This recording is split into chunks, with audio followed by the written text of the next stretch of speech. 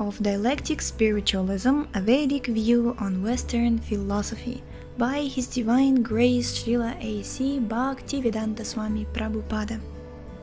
This is Shravanam Diaries podcast. I'm your host, Sulalita Devidasi, and we are continuing. We're starting chapter number 13, entitled Sigmund Freud. The founder of psychoanalysis, Sigmund Freud, 1856 to 1939, spent most of his life in Vienna, investigating the intricacies of the human mind and formulating ideas that have largely guided the treatment of mental illness in the West up to the present day. Here, Srila Prabhupada points out that because Freud ignores the real craziness of materialistic life, the misidentification of the self with the body, all his analysis and treatments are ultimately futile. Disciple.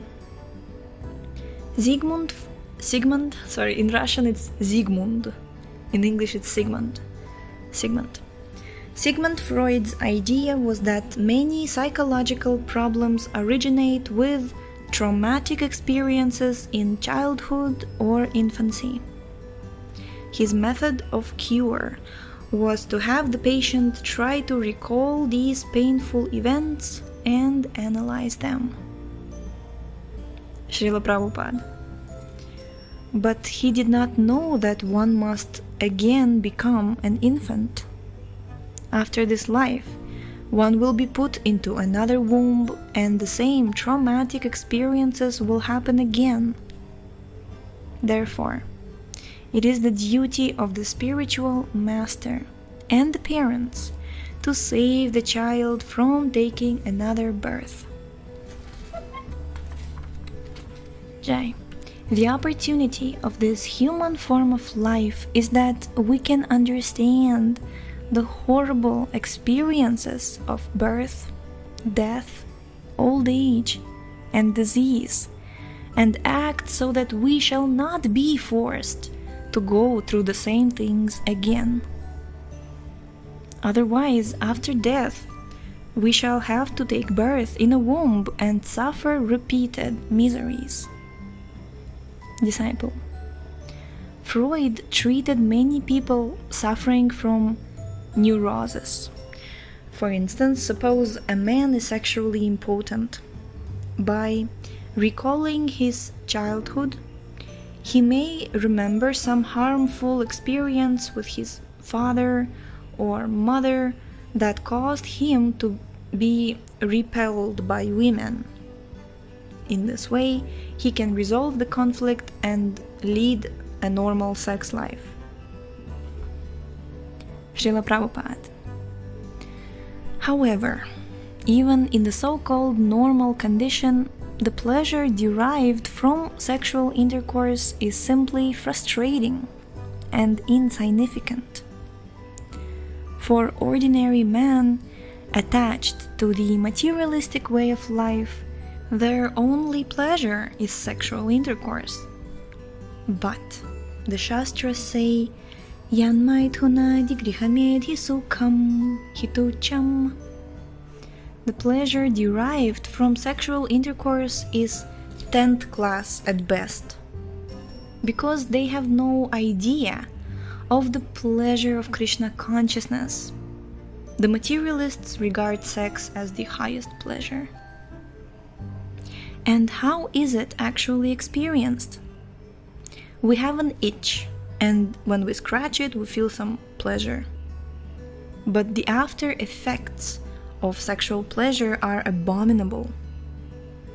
The mother has to undergo labor pains, and the father has to take responsibility for raising the children nicely and giving them an education. Of course, if one is irresponsible, like cats and dogs, that is another thing.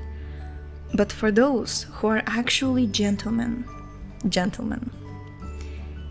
Is it not painful to bear and raise children? Certainly. Therefore, everyone is avoiding children by contraceptive methods. But much better is to follow the injunction of the Shastras.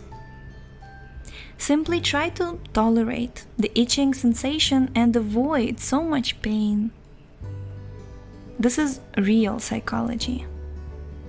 That itching sensation can be tolerated if one practices Krishna consciousness. Then one will not be very attracted by sex life. Disciple. Freud's philosophy is that people have neuroses or disorders of their total personality, various conflicts and anxieties, and that all these originate with the sexual impulse. Srila Prabhupada. That we admit. An embodied living being must have hunger, and he must have the sex impulse.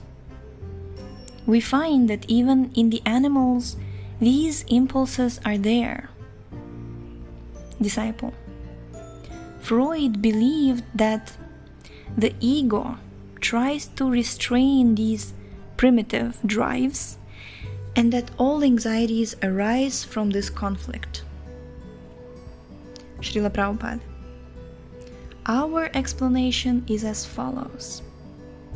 Materialistic life is no doubt very painful.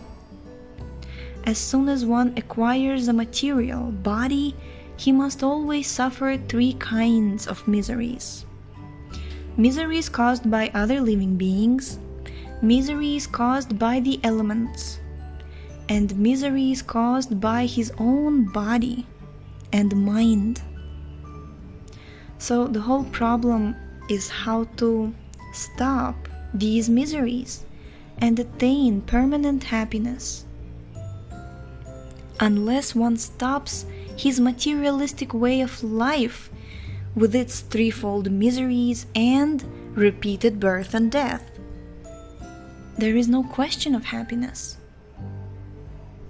The whole Vedic civilization is based on how one can cure this materialistic disease. If we can cure this disease, its symptoms will automatically vanish. Freud is simply dealing with the symptoms of the basic disease. When you have a disease, sometimes you have headaches, sometimes your leg aches, sometimes you have a pain in your stomach and so on. But if your disease is cured, then all your symptoms disappear. That is our program.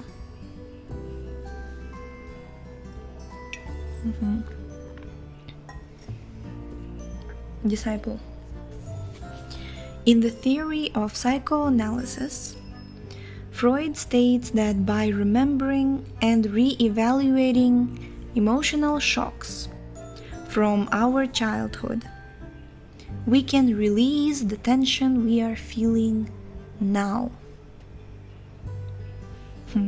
Srila Prabhupada. But what is the guarantee that one will not get shocked again? He may cure the results of one shock, but there is no guarantee that the patient will not receive another shock. Therefore, Freud's treatment is useless. Our program is total cure. No more shocks of any kind. No more shocks of any kind. If one is situated in real Krishna consciousness, he can face the most severe type of adversity and remain completely undisturbed. Wow, this is so true. This is just, who am I to say that this is so true? But when we will be reading Srimad Bhagavatam, we will see so many pure devotees going through such intense, like unimaginable, most severe, most dangerous adversities and remaining completely undisturbed. This is like, when I'm just reading this and just this thing comes to my mind. This one devotee, one Mataji, she was also saying that previously every family had a family brahmana whom they would consult, and now every family has their family therapist with whom they constantly talk. But just like Srila Prabhupada says, what is the guarantee that you will not get another shock? Like, you have dealt with one childhood trauma, but materialistic life is just one big trauma. What is the guarantee that you will not get another trauma and then another trauma? And then, like, I personally, I'll tell you one thing very, very honestly. I feel sometimes that material problems is like, you try to, it's like a pot with like dozens of holes. You try to close one and then another opens, you try to close that one, another opens. It's like no matter how many times you try to solve something or deal with something or like cure something else pops out, something else disturbs, something else. It's constant problems. This is material world.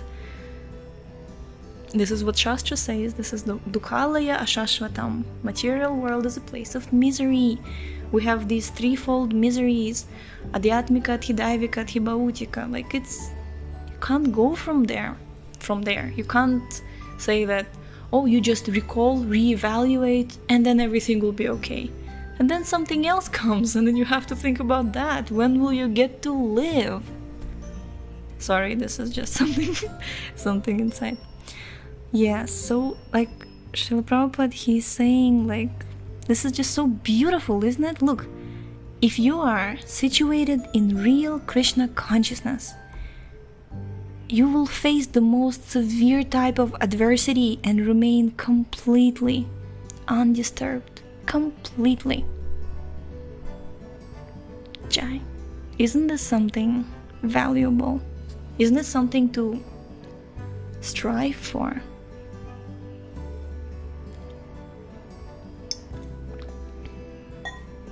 Isn't it the real thing? Jai. Okay, reading further.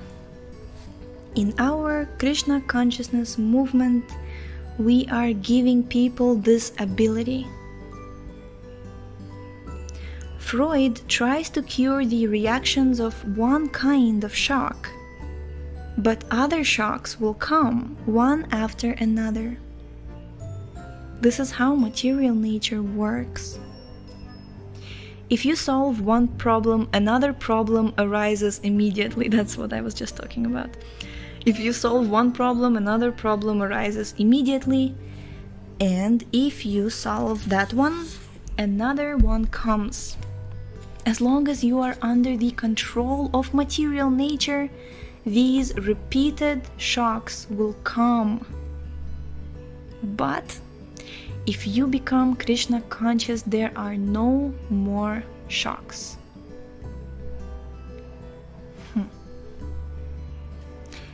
Jai, I think we should stop here for today, because tomorrow Srila Prabhupada will be discussing Varnashrama in connection to Freud's idea of the basic instinct of human personality. Yes, we shall read it tomorrow. Thank you so much for tuning in today. The link to this book is in the description. Please read it along with us and share it with your friends and deal with your problems once and for all by taking this opportunity of becoming Krishna conscious.